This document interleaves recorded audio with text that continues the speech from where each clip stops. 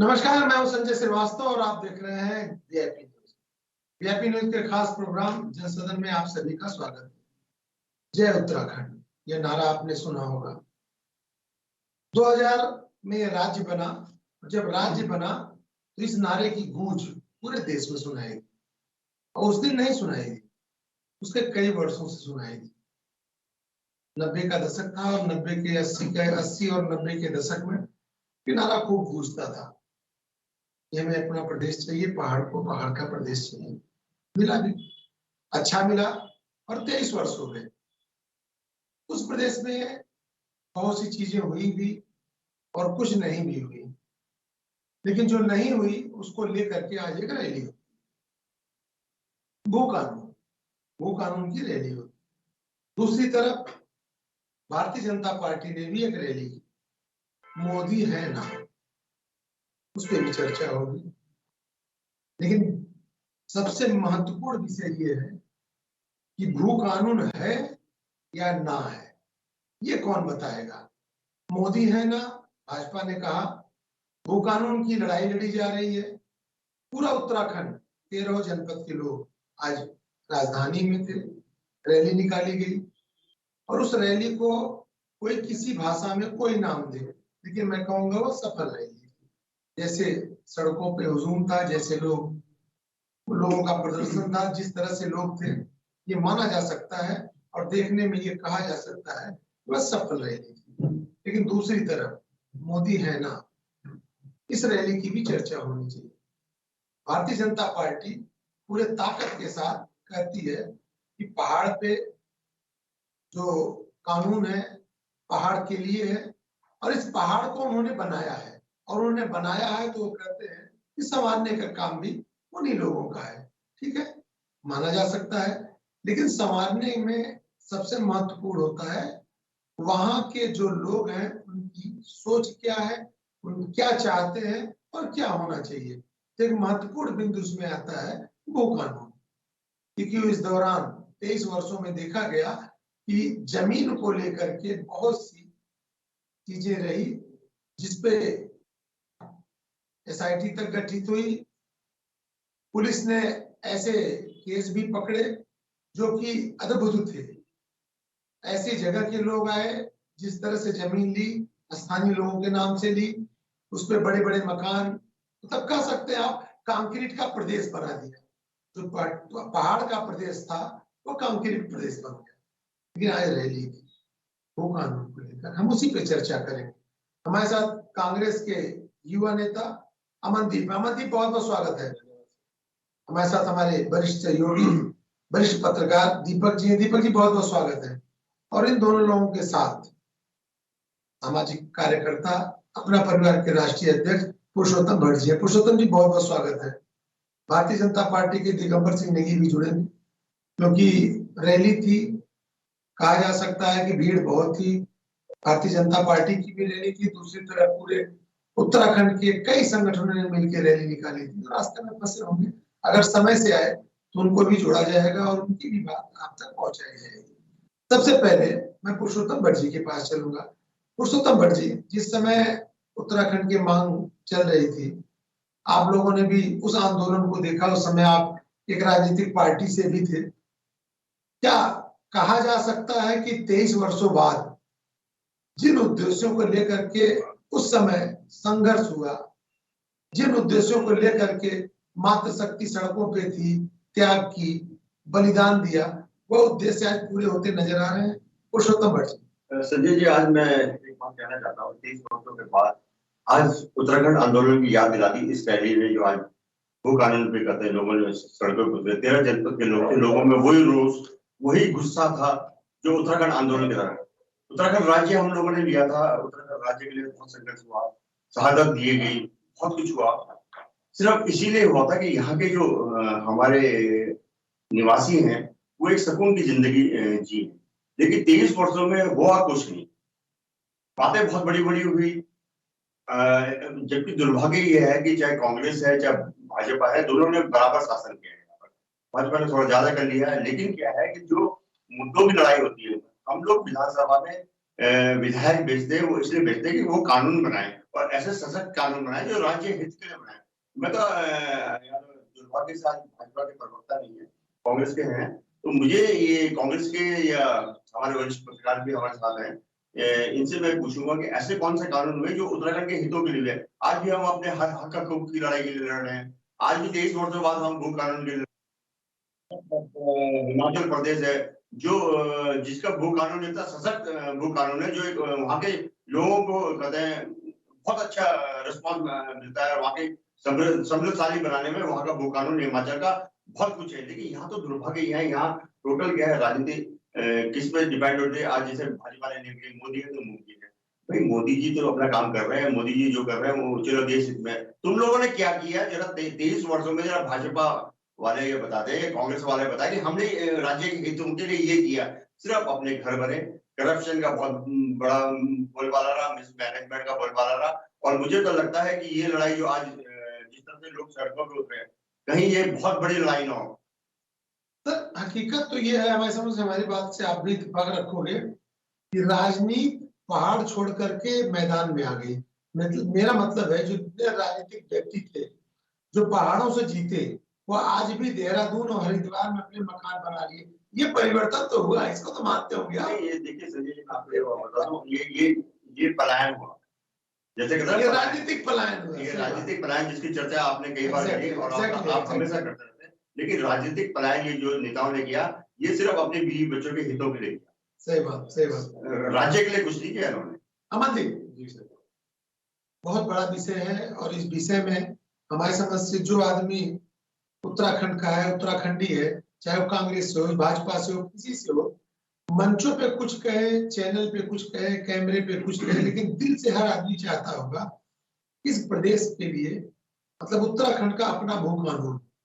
जिस तरह से पिछले दिनों में भीड़ आई, जिस तरह के लोग आए, जो माहौल, यहाँ की संस्कृति को खराब करने का प्रयास किया गया, वो किसी को भी अच्छा नहीं लग रहा है। और अगर ऐसा है तो ऐसे आंदोलन में आप कहाँ हो? बिल्कुल सही बात है सर। जिस प्रकार से भू कानून की मांग, और ये आज की नहीं है, बहुत समय से चलती आ रही है। सरकार, चाहे मैं कहूँ राजनीतिक से उठकर बोलूं तो चाहे कांग्रेस की सरकार रही हो, चाहे भाजपा की सरकार रही हो, तो सत्य है। लेकिन देखिए, जिस प्रकार से कांग्रेस की बात, कांग्रेस ने जिस प्रकार से प्रदेश उत्तराखंड के लिए कार्य किया, जिस प्रकार से एनडी तिवारी जी की सरकार ने किस प्रकार से रोजगार के संसाधन हमारे प्रदेश के अंदर बढ़ाए, ये सारी बहुत चीजें ऐसी हैं जो प्रदेश हित में हुई कांग्रेस के शासनकाल में। भाजपा, देखिए भाजपा अगर ये बोलती है, आज मुख्यमंत्री जी का बयान आता है कि हम इसमें समिति बना रहे हैं, 2 समितियां बनेंगी, जिसको जो कानून लाया जाएगा उसके लिए समिति अभी से बना दी गई है। लेकिन आज अगर देहरादून, जिला देहरादून के अंदर इतनी बड़ी रैली होती है, 13 जनपद के लोग इकट्ठे होते हैं, सब लोग आते हैं, तो ये अपनी रैली क्यों निकालते हैं मोदी है ना के नाम से? क्योंकि आप ये भाजपा क्या जाहिर करना चाहती है, यहाँ से साफ होता है कि सरकार की कथनी और करनी में फर्क है। सरकार प्रदेश की जनता को दिखा रही है हम आपके साथ हैं, हम भू कानून के लिए समिति बना रहे हैं, लेकिन दूसरी ओर उस रैली को दबाने के लिए एक अलग युवाओं की रैली निकालती है, जिसके अंदर प्रदेश के मुख्यमंत्री खुद मौजूद होते हैं, और उसमें मोदी है ना कि नारे लगते हैं, और मोदी जी के नाम पे उस रैली को निकाला जाता है। यहाँ से सशक्त साफ होता है कि सरकार एक और छल कपट की राजनीति भाजपा की सरकार बहुत अच्छे से करती है, और भाजपा के लोगों को बहुत अच्छे से करना आता है। क्योंकि जिस प्रकार से आपने कहा कि भू कानून, माननीय, मैं हिमाचल में प्रभारी रहा है एज ए युवा कांग्रेस का, तो मुझे बहुत अच्छा लगा वहां जाके। वहाँ भू कानून है, वहाँ की लोकेलिटी, लोकल लोग रहते हैं, वहां कोई बाहर का आदमी नहीं है, वहाँ क्राइम रेट भी नहीं है इतना। अगर रात को गाड़ी बाहर खड़ी कर दी जाए तो कोई उसको दिक्कत नहीं होता, पूरी पूरी रात खड़ी रहे, कोई दिक्कत नहीं है। हमारे प्रदेश में क्या हो रहा है, हमारे यहाँ क्राइम रेट बढ़ रहा है, हमारे यहाँ दुविधा ऐसी बन चुकी है, हमारे प्रदेश के युवाओं को रोजगार नहीं मिल रहा है, हमारे प्रदेश के अंदर अन्य चीजें जो ऐसी हैं हमें प्रोवाइड नहीं हो रही है। उत्तराखंड हमारे प्रदेश के लोगों के लिए माना गया था, जो पहाड़ पर है, पहाड़ से पलायन हो रहा है, कौन उस पर बात करता है? बेरोजगारी बढ़ रही है, कौन उस पर बात करता है? हमारे देहरादून, देखिए देवभूमि है प्रदेश उत्तराखंड, अगर इसके अंदर जिला देहरादून राजधानी है, राजधानी में अगर ऐसे केसेस सुनने को मिलते हैं कि किसी तो बड़े ज्वेलरी शॉप में इतने करोड़ों की चोरी हो गई, वो लोग कहाँ से आते हैं?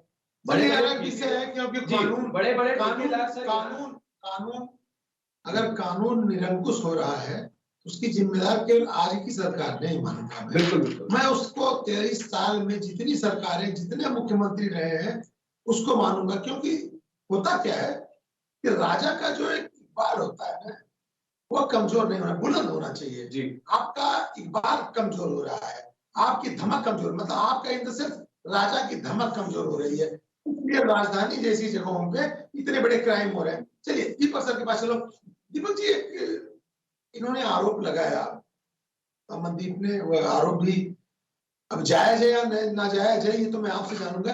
एक तरफ तो बहुत बड़ा भू कानून को लेकर के रैली निकलती है, भारतीय जनता पार्टी उसका कहीं न कहीं समर्थन करती हुई नजर आती है, कहती है कि भू कानून हम भी चाहते हैं और उस भू कानून के लिए समिति भी बनाई गई, रिपोर्ट भी है, समीक्षा भी होगी, कैबिनेट में भी जाएगा और जो उत्तराखंडियों के लिए उचित है उसे पास भी किया जाएगा। लेकिन दूसरी तरफ एक विधायक की बेटी एक दूसरे तरह का रैली निकालती है, मोदी है नाम का।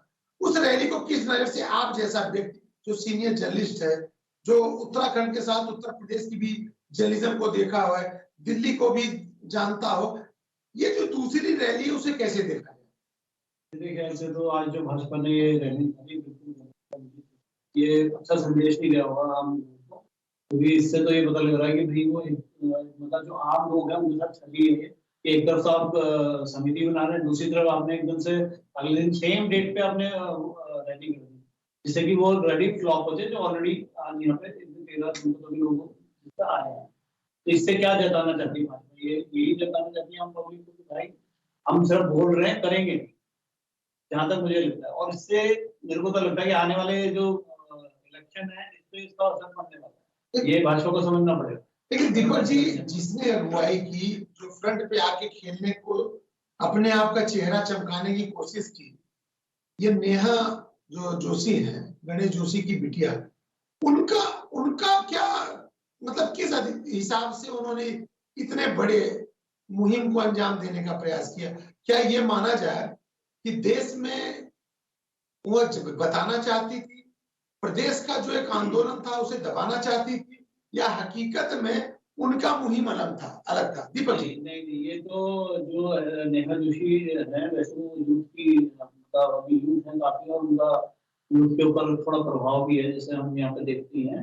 तब जो आज उन्होंने रैली निकाली, इससे वो सिर्फ ये चाहते थे कि ये रैली जो मतलब हो सकता है कि पीछे और लोग भी होंगे, ये रैली फ्लॉप हो जाए, जो आज 13 के उत्तराखंड लोगों ने मांग करी है।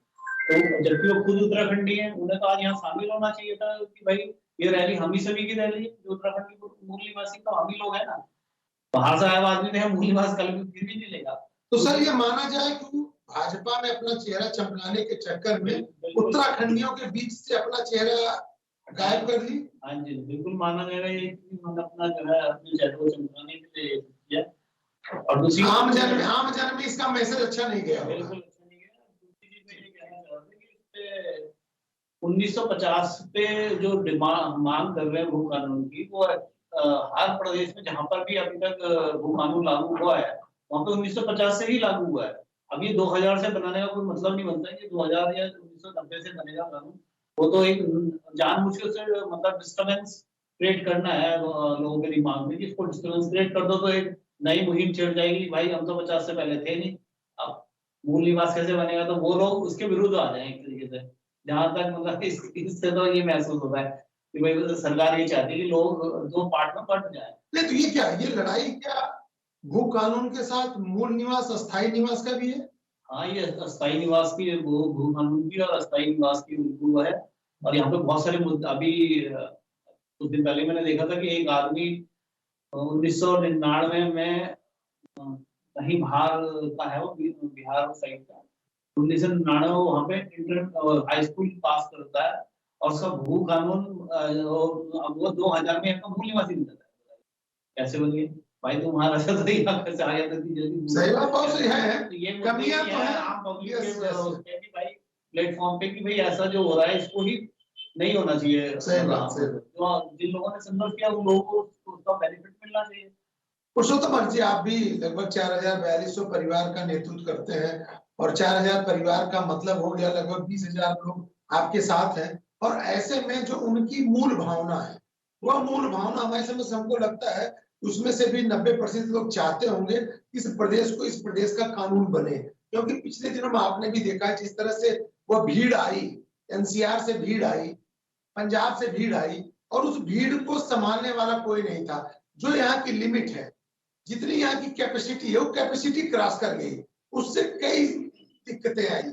आप देखिए जाम की स्थिति है, कंक्रीट का शहर बन गया, 8-8 मंजिले मकान बनने लगे हैं। तो क्या ये जो भू कानून है, वह भू कानून सही में आज की जरूरत है? संजय जी क्या है, ये टोटल राजनीतिक जो प्रभाव है वो आम जनमानस पर इतना ज्यादा हावी हो चुका है कि जैसे खट्टर जी ने भी बनाने की कोशिश की थी भू कानून की, और बहुत अच्छा कानून, सशक्त कानून ला रहे थे। उन्होंने कोशिश तो सभी ने की है, कहीं ना कहीं लेकिन इच्छा शक्ति का अभाव में पार्टियों में देखने को मिला। नगर निगम के 60 वार्ड से 100 वार्ड बना दिए। देहरादून की जो प्राइम जमीन थी, आज की डेट में जमीनों के रेट इतने ज्यादा हाई हो गए हैं क्योंकि सारी जमीनें तो बाहर वालों ने खरीद ली है। चाहे देहरादून हो चाहे कहीं भी हो, जिन्होंने नगर निगम, नगर पंचायतें वगैरह बना के जो कहते हैं, इसीलिए बनाया गया है कि ताकि एक्चुअली क्या है कि आपको बताओ कि यहाँ पर कई राजनीतिक पार्टी के लोग जो है ना, वो दलाली कर रहे हैं भू माफियाओं के साथ मिलकर। ये आरोप में है तो बड़ा खतरनाक आरोप, लेकिन सच्चाई इसमें दोषी किसको मानते हैं? क्योंकि आम जनता नहीं, आपने अभी एक बात कही कि बाहरी लोगों ने यहाँ पे बहुत जमीनें खरीदी, प्लॉटिंग करके बेच रहे, और बाहरी आदमी जब यहाँ पे जमीन खरीद ही नहीं सकता, जो आज का भी भू कानून है उसके तहत किसी की जमीन 250 वर्ग मीटर से ज्यादा नहीं खरीद सकता, और वह 250 बीघा खरीद रहा है और स्थानीय आदमी के नाम से खरीद रहा है, तो इस पे किसको दोषी मानेंगे? उसको जो बाहर से आया या उसको जो गैंग बना करके उसकी मदद कर रहा है? देखिए आपको बताओ, एक बात शुरू में चाहे हम एमपी चुने चाहे हम एमएलए चुने, इन लोगों को वहां हम लोग कानून बनाने के लिए सशक्त कानून होगा। तो कहते हैं सशक्त जब कानून होगा तो उसको हिमाचल में भी तो कानून है ना, हिमाचल में आप हम क्यों नहीं खरीद पाते? इस कानून को कैसे आप मानते हो? मान लीजिए आपका कानून बन गया कि बाहरी व्यक्ति जमीन नहीं खरीद सकते, लेकिन इन्होंने नगर निगम में राय दे दी। सर एक मिनट, बाहरी व्यक्ति यहाँ जमीन नहीं खरीद सकता, मैं मान गया। एक बाहरी व्यक्ति आता है, पुरुषोत्तम भटजी से डील करता है कि मैं आपके नाम से जमीन खरीदूंगा, आपके नाम से बेचूंगा, कैसे रोक लगा दोगे आप? अब वो तो देखो यहाँ के जो लोकल व्यक्ति है वो अपने इंटरेस्ट के लिए कहते हैं ना, अपने इंटरेस्ट के लिए, जिस तरह से राजनीतिक पार्टी के लोग अपने इंटरेस्ट के लिए काम कर रहे हैं, ऐसे लोगों ने भी इसमें कई लोग शामिल हुए, लेकिन आम जनमानस तो नहीं हुआ ना। आम जो कहते हैं ना बहुमत सब कुछ है, बहुमत तो आज भी इनके अगेंस्ट है ना। और जब तक कानून बनाने वाली बात है, कानून का इनकी नीयत में मुझे बिल्कुल शक है, चाहे बीजेपी हो चाहे कांग्रेस हो, इसलिए नियत में सके। लोकायुक्त का उदाहरण ले लीजिए ना, लोकायुक्त का हम 100 दिन में लोकायुक्त बना देंगे, फिर प्रवर्तन समिति बनी, 5 साल में गुजर गए, अब ये भू कानून पे करते हैं, गैर सर पे कोई डिसीजन ये लोग ले नहीं पाए। तो एक्चुअली सर मैं आपकी बात से इत्तेफाक इसलिए नहीं रखूंगा, खाली कांग्रेस भाजपा नहीं दोषी, कुछ हुआ आमजन भी दोषी है, क्योंकि आपको भी पता होगा, एक छोटी सी उदाहरण मैं दूंगा कि आबकारी नीति में आप जानते हैं कि बाहरी व्यक्ति यहाँ पे कोई भी दुकान अलॉट नहीं करा सकता, और 80% दुकान बाहरियों के हैं। पहाड़ के लोग उसके साथ मिल करके वो उन्होंने पहाड़ के नाम के लोगों को यूज किया है, उनके नाम पे दुकानें ली गई। अगर आप कहोगे तो अगली जब डिबेट होगी तो मैं आपको पूरी लिस्ट दे दूंगा कि इस दुकान का हकीकत में मालिक कौन है और वहां पे लिखा किसका गया है। तो क्या ये इस चीज की भी सुधार की जरूरत है, समझने की जरूरत है। इसीलिए कहते हैं ना सशक्त कानून जो है, आप देखिए कई कंट्री में इतने सशक्त कानून होते हैं, जैसे दुबई वगैरह में चाहे चोरी के मामले में कानून जो भी हम अपने प्रतिनिधि चुनते हैं वो सशक्त कानून पे चुनते हैं। ऐसे कानून हो, आप देखिए गंगा में हम आप कूड़ा नहीं डाल सकते, वहां पर बैन लग गया। नगर निगम क्षेत्र में हम लोग अपने घर के बाहर कूड़ा नहीं डाल सकते, कानून तो बना है ना। ठीक, मैं लौट आऊंगा अमनदीप आपके पास। दीपक जी, जो विषय कर रहा हूँ उस विषय को मैं आपके पास तुरंत इसलिए लेके आऊंगा, फिर मैं भटक जाऊंगा। ये जो भटजी ने कहा उस पर एक ऐसा कानून आए जैसे शत्रु संपत्ति का कानून, नहीं आपने देखा होगा कि अगर जिस दिन पता चले कि इस दुकान पे बैठा कोई है, नाम किसी का हो लेकिन उसके पीछे कोई और है, उसको क्या सरकार को जब्त करने की जरूरत है? लेकिन वो कानूनी तौर से तो सरकार से जब्त नहीं कर सकती। उसका रीजन है कि नहीं, अगर सशक्त कानून आ गया, कानून भी ऐसे भी जो ऑनरशिप उस पे नेम लिखा हुआ होता है, उसके बाद लाइसेंस तो उसी के नाम है ना, तो वो उसका पेमेंट वो लगा रहा है, भले वो ट्रांसफर होता है वो पेमेंट, तब भी डायरेक्ट पेमेंट नहीं आता, क्योंकि हम लोग इसको काफी उससे देखते रहते हैं। हाँ, दूसरी चीज ये है कि अगर सरकार की इतनी अच्छी नीति है तो भाई आपने प्राइवेट इतनी सारी दुकानें खोल डाली इन्होंने, जो जिसको कहते हैं कि अपना wine shop, English wine shop जितनी भी हैं, अब हर मॉल हर उस पे आपको जहाँ पे भी कॉम्प्लेक्स है उनके सब पे वो मिल गई, वो सारे बाहर वालों के। वो तो किसी भी देहरादून वालों में से उसमें अगर 100 दुकानें हैं, देहरादून वालों की 10 दुकानें भी नहीं होती। लेकिन दीपक जी ये भी तो है ना, कई ऐसी प्रॉपर्टियां हैं जो 8-8 10-10 मंजिली मकान बने हुए हैं, पहाड़ के व्यक्ति का नाम है, लेकिन उसके पीछे जो व्यक्ति है वो बाहरी मुल्क का है, बाहर का है। ये भी तो है ना हाँ, साहब। ये तो है ही। इसमें आप देखिए, जब दो चीजें हैं कि अगर उसकी इन्वेस्टमेंट आ रही है तो मैंने 1 करोड़ रुपए का अभी तक कुल वो भरा है इनकम टैक्स। सरकार को पता है मेरी 1 करोड़ से ऊपर की इनकम ही नहीं है, मैं 10 करोड़ इन्वेस्ट कर रहा हूँ, तो सरकार को पूछना चाहिए भाई तो ये जब्त करने की जरूरत ये है ना जब्त सर। करने की- एग्जैक्टली वही बच्ची कुछ कहना चाह रहे हैं। मैं ये कहना चाहता हूँ कि आज की डेट में ऑनलाइन ट्रांजैक्शन होती है। अगर मेरे पास मेरी जो मैं इनकम टैक्स रिटर्न भर रहा हूँ वो है ही 3 लाख की, और मेरे ट्रांजैक्शन जो है बहुत ज्यादा होते 30 हैं। लाख 3 करोड़ का है। हाँ, तो आप ये सोचिए ना कहीं ये तो दूसरी जो अधिकारी है उनको भी इसमें दूसरे बनाना चाहिए। ये बहुत यही सशक्त कानून है कि अगर पुरुषोत्तम भटजी जो 3 लाख का रिटर्न भर रहे हैं वो का काम कैसे कर रहे हैं। अमनदीप, आप लोग भी कांग्रेस के हो, कल सत्ता आपके पास हो सकता है आएगी, तो जो ट्रांसपेरेंसी है, जो पहाड़ के लोग चाहते हैं, ये हम 2-4-10% की बात नहीं कर रहे हैं जो धंधेबाज हैं, जो अपने नाम से लोगों को आश्रय दे रहे हैं, जो लोगों को हकीकत में पनपने दे रहे हैं, हम उनकी बात नहीं कर रहे हैं, हम उनकी बात कर रहे हैं जो 98% हकीकत में पहाड़ का व्यक्ति जिसका दर्द है, जो आज सड़कों पे दिखा है, तो क्या उसके लिए कांग्रेस को भी चिंतित होने की जरूरत है? बिल्कुल ऐसा क्यों नहीं है, क्योंकि सरकार देखिए, चाहे कांग्रेस बीजेपी, मैंने अभी पहले ही कहा था कि ये राजनीति से उठकर मामला है। सरकारें तो देखिए कोई भी हो, मैंने इस बात को ये नहीं कहा कि नहीं हमारे समय में आ जाता है हम नहीं लाए, ये अलग विषय है। देखिए सरकार कोई भी हो, सरकार को अपने प्रदेश के लिए काम करना चाहिए, और ये सत्य है कि प्रदेश का नागरिक ही तो एमएलए और एमपी को बना रहा है कि वो उसकी आवाज को बुलंद कर पाए। देखिए भाजपा का जो शासन है, ये शासन मैंने कथनी और करनी में फर्क बता दिया आपको कि किस प्रकार से ये धांधली जो प्रदेश के अंदर चल रही है। और सबसे बड़ी बात, बनाने में और वो बंदा इन्वेस्टमेंट कर रहा है बाहर से आकर, तो जो बीच का जो ब्रोकर रेट मैं कह सकता हूँ, जो दलाल होते हैं बीच के, ये समझ लीजिए आप एक बिल्डर के रूप में हमारे प्रदेश के अंदर बढ़ रहे हैं। हमारा यहाँ का बिल्डर, बाहर का बिल्डर आता है, वो बनाता है, यहाँ बेचता है, लोग खरीदते हैं। देखिए ये सवाल ये नहीं है कि वो बंदा इन्वेस्टमेंट कर रहा है बाहर का, सबसे बड़ा सवाल ये है कि जब वो इन्वेस्टमेंट हो रही थी तो हमारे नगर निगम के अधिकारी, हमारे एमडीडी के अधिकारी सो रहे थे। आज सरकार बोलती है हम ये चीज लाएंगे, ये चीजें देखिए, ये चीजें नहीं होती है कि लाई जाएगी, समिति बनाई जाएगी। आज आप देखो इस टेबल पे बैठ के लिखवा लीजिए, भू कानून के अंदर सरकार कोई फैसला नहीं लेगी। सरकार को अगर फैसला लेना होता तो अब तक ले चुकी होती। देखिए ये चीजें जो होती है, ये हर चीज को मैं समझता हूँ कि प्रदेश के बीच में देखिए नेता बनता है, धरातल पर जब तक आप उतरेंगे नहीं, आपको प्रदेश की जो एक्चुअलिटी है वो नहीं पता लगेगी। प्रदेश उत्तराखंड मांगा गया, उत्तराखंड उनके लिए क्या प्रॉफिटेबल हुआ मामला, कुछ भी नहीं हुआ। प्रदेश को 23 साल हो गए, हमारे आज भी हमें बोलते हुए शर्म आती है, आज भी हमारे ऐसे गांव हैं जिनके अंदर आज भी लाइट नहीं है। क्यों? सरकारों ने क्या किया? सबसे बड़ा सवाल ये है। गवर्नमेंट, मैंने इससे पहले भी कहा, मैं आपके न्यूज चैनल के माध्यम से कह रहा हूँ कि सरकार किसी की भी हो, लेकिन उसको सबसे पहला कदम अपने प्रदेश की जनता के लिए ही उठाना चाहिए और प्रदेश के लोगों के लिए कार्य करना चाहिए। चलिए बच्ची कुछ कहना चाहे, लेकिन मैं एक प्रश्न और है साथ में मैं जोड़ दूं। मैं केवल भू कानून उसकी बात नहीं कर रहा हूं जो ये आप 4 जिलों की लोग बार बार करते हैं, मैं उस पहाड़ की बात कर रहा हूं, उस दूरस्थ जगह की बात कर रहा हूं जहां पे आज ऐसे लोग, संदिग्ध लोग रह रहे हैं जिनका सत्यापन तक नहीं किया गया है। उसके लिए क्या कहेंगे आप? इत्तेफाक नहीं रखता।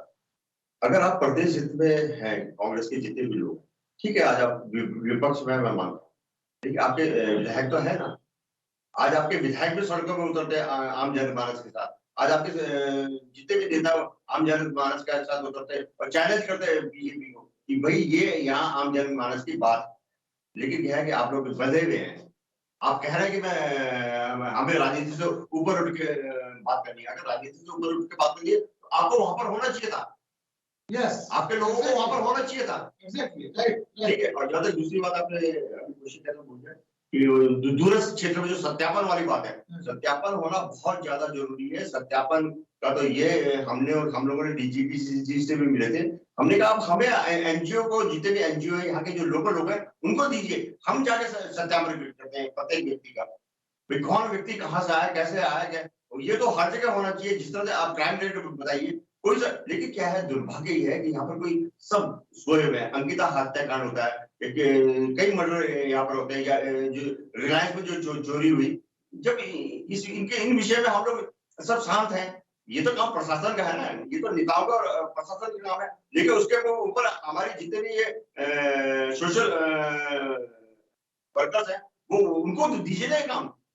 दीपक जी, क्या आप भी मानते हैं ये बात कि सत्यापन सबसे महत्वपूर्ण है?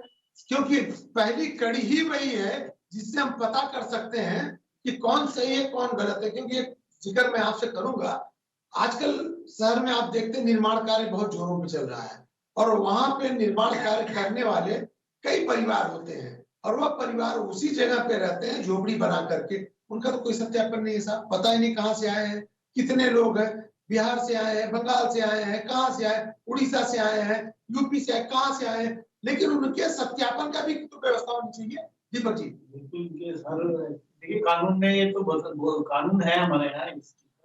जो भी व्यक्ति सिटी में आएगा वो अपने थाने में अगर वो इन्फॉर्मेशन करेगा, वो जी जी, अगर वो कुछ समय के लिए आ रहा है, ऐसा लॉ है, लेकिन वो करता कोई नहीं है। अब इनका सत्यापन क्या है, जहाँ यूथ रहता है, वो लड़के बच्चे पढ़ने आ रहे हैं, उनका सत्यापन हो जाएगा। उस मालिक ने नहीं करा, उसको 10,000 चालान कट गया। भाई तुम किसी कॉलोनी में घुस के तो देखो जहाँ पर ऐसे लोग रहते हैं। सही।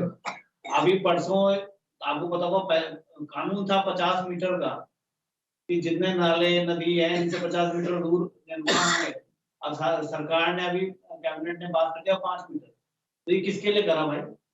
उत्तराखंडी के लिए तो हो नहीं सकता, क्योंकि उत्तराखंडी तो पहाड़ पे रहता है इतने ऊपर की, उसकी नदी बहुत दूर है, कोई दिक्कत नहीं, हमें कितनी दूर भी चलेंगे। हाँ, जो मलिक बस्तियां बसी हुई है, और जो इन नेताओं ने, नेता आपको अपना वोट चाहिए, बस वोट के चक्कर में वो सब ये हो रहा है। अब वोट की राजनीति के लिए मलिक बस्तियां को बसाया ही नेताओं ने है। कुछ विधायक तो आज भी बैठे हुए हैं जिनका मैं नाम भी ले सकता हूँ। कमाई उनसे है ना, सारी बात ये कमाई उनसे, हमसे क्या मिलेगा? वोट बैंक है ना साहब उनके। आप पब्लिक को तो कुछ मिलने वाला है नहीं, उत्तराखंडी से उन्हें कुछ नहीं मिलना, ही पक्का पता है नेताओं को। बट ये तो कॉर्पोरेट सेक्टर, और जो जी, देखे तो कॉर्पोरेट सेक्टर हावी हो चुका है इस समय पूरा का पूरा। उत्तराखंड में कॉर्पोरेट सेक्टर बहुत हावी है। अच्छा, आप ये सारे कानून जब चाहे वो जब रातों रात बनवा लेते हैं। ये 5 मीटर का कानून भी शायद किसी बिल्डर का बन रहा होगा बहुत बड़ा काम, तो उसने बदलवा लिया होगा, भाई ऐसे बदल डालो। तो ये ऐसा नहीं होना चाहिए। आम जनता की जो मांग है उसकी तरफ भी तो ध्यान दें। बट जी हमें भी याद है 2001 या 2002 का दौर था, हम लोग इसी रोड से निकलते थे, वहां पे नहरें होती थी, हम लोग अपनी मोटरसाइकिल खड़ी करते थे और नहर में पैर करके बैठ जाते थे सुकून से। 10 मिनट बाद कोई गाड़ी दिखती थी।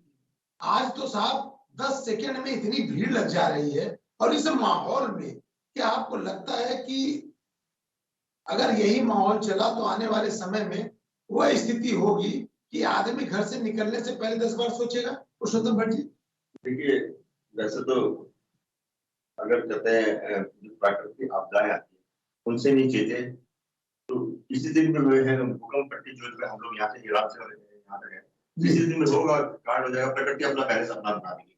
लेकिन जो एक्चुअली कहते हैं, मैं बताता हूँ, नेताजी सुभाष चंद्र बोस, नेताजी सुभाष चंद्र बोस आज के नेता ना कराने उनके आगे हम गर्व महसूस करते हैं कि नेताजी सुभाष चंद्र बोस, हम गर्व कैसे महसूस करते हैं। वो व्यक्ति जिसने आम जनमानस और देश के हित के लिए एक फाइट करी। आज की डेट में नेता क्या है? नेता क्या है? नेता को आप देख लो ना, नेताओं का इतिहास उठा के देख लो, उनके आप संपत्ति देख लो, ऐसी कौन से उनको तनख्वाह मिल गई? 3 लाख 4 लाख की तो मिल गई, कि संपत्ति में उनके 400 गुना 500 गुना बढ़ोतरी हुई। ये तो ब्रोकर है। ये इनके दलाली का हाल ये है कि इन्होंने पूरे शहर को देहरादून, जो स्मार्ट सिटी हुआ करता था, आज स्मार्ट सिटी के नाम पे जो है सिर्फ दीवारें पोती जा रही है, कहते हैं सड़क बना। देहरादून जिन्होंने एक्चुअल देहरादून देख रखा 70 का 80 का, जिन्होंने देहरादून देखा स्मार्ट देहरादून होता था, पूरा पर्यावरण का ख्याल था। जगह जगह पेड़ होते थे, 10-10 बीघा के मकान हुआ करते थे, 20-20 बीघा मकान होते थे, चारों तरफ खेत हुआ करते थे। सड़कें, अंग्रेजों ने जो वेल प्लान देहरादून बनाया था, स्मार्ट देहरादून था। आज तो देहरादून क्या है, अब गर्मी का देहरादून में आपको मैं बता दूं, गर्मी का एहसास तक नहीं होता था देहरादून। पानी 24 घंटे आता था देहरादून। आज देखिए ग्लोबलाइजेशन का जमाना है, और मैं आपको बता रहा हूँ कि हमें ये पता ही चलता सर्दी अब शुरू हुई। सही बात, जो सर्दी अक्टूबर में होनी थी वो सर्दी अब शुरू हो रही है। एकदम सही बात। चलिए मैं की बात पे एक बात जोड़ूंगा, जी। बहुत सही कहा है सर ने कि ये पहले जो यहाँ पर जो मतलब अंग्रेजों ने जो कानून बनाया था, उसमें ये था अगर आप घर बनाएंगे तो आपको 10 पेड़ लगाना बहुत कंपलसरी है, नहीं तो घर का नक्शा पास ही नहीं होता था उस जमाने में। और इसीलिए यहाँ पे इतना हरा भरा भी है, अंग्रेजों ने इसी स्टाइल से इसको बचा रखा था घर सभी लोगों के लिए। लेकिन अभी जो है बिल्कुल, अब तो आप सारे पेड़ काट के ही घर बना सकते हैं। आप देखिए सहदार रोड का क्या बुरा हाल कर दिया, ऐसा कितना बुरा हाल कर दिया। सही बात है। अंतिम प्रश्न मैं अमनदीप के पास करूँ। अमनदीप, अगर यही माहौल रहा, कांग्रेस भाजपा जिस तरह से हर चीज पे राजनीति कर रही है, राजनीतिक दृष्टि से सब कुछ देख रही है, तो जो मूल भावना है, जो मूल उद्देश्य है, क्या हम उससे भटक जाएंगे और हकीकत में यह भी प्रदेश उन प्रदेशों की तरह बन जाएगा जहां पे रोज लड़ाई झगड़े, काट पीट, मार पीट, छिनौती, चोरी, मर्डर हो रहे हैं? अमनदीप सर, देखिए जिस हिसाब से आज के समय में हमारे देहरादून के अंदर भी इतने समय से जो सुनने को नहीं मिली थी चीजें आज सुनने को मिलती है। किसी सड़क पर कहीं डेड बॉडी मिली है, किसी सड़क पर ये मिला है, वो मिला है, चीजों के चोरी चकारी भी सुनने को मिलती है, बड़े बड़े हत्याकांड हमारे प्रदेश में होते हैं। देखिए जिस प्रकार से आज जिस हिसाब से समय चल रहा है, लेकिन अगर इस चीज पे सरकार द्वारा कोई भी एक्शन नया लिया गया तो ये बिल्कुल सही है, हमारे प्रदेश के अंदर अलग हो जाएगी चीजें, क्योंकि बाहर का निवासी बहुत तेजी से बढ़ रहा है। आप देखिए एक ही हफ्ते में राजपुर रोड में 10-10 एक्सीडेंट हो जाते हैं, एक ही हफ्ते में वहां पे चोरी हो जाती है, वहां ये चीजें हो जाती है, मुख्यमंत्री जी के आवास के पास लड़की की डेड बॉडी मिलती है। तो ये आप समझ रहे हैं हमारा प्रदेश किस और रुख कर रहा है। अब एक और बात है, हमारे प्रदेश के अंदर मैं ये समझता हूँ जनरल स्टोर्स कम, आज की डेट में इंग्लिश वाइन शॉप ज्यादा बन चुकी है। जो हकीकत है आज हमारे, मतलब आप ये कह सकते हो शराब प्रदेश बनने की तरफ आपका प्रदेश अग्रसर है। चलिए अमनदीप जी, धन्यवाद दीपक जी, और धन्यवाद पुरुषोत्तम भट्ट जी। विषय कई होते हैं, लेकिन आज का जो विषय है उस पर चिंतन की जरूरत है, मनन की जरूरत है। राज्य 2000 में बना, लेकिन राज्य की जो मूल भावना थी वो अभी तक पूरी नहीं हो पाई है, उसे करने की जरूरत है। वो इच्छा शक्ति किसके में होगी? वह इच्छा शक्ति क्या उसका सिंघामी में होगी या आने वाले किसी नेता में होगी? क्योंकि उस इच्छा शक्ति की जरूरत है। अगर राज्य को बचाना है तो मजबूत इच्छा शक्ति का व्यक्ति सामने आना चाहिए और राज्य के हित में काम करना चाहिए। धन्यवाद। देखते रहिए ABP न्यूज़।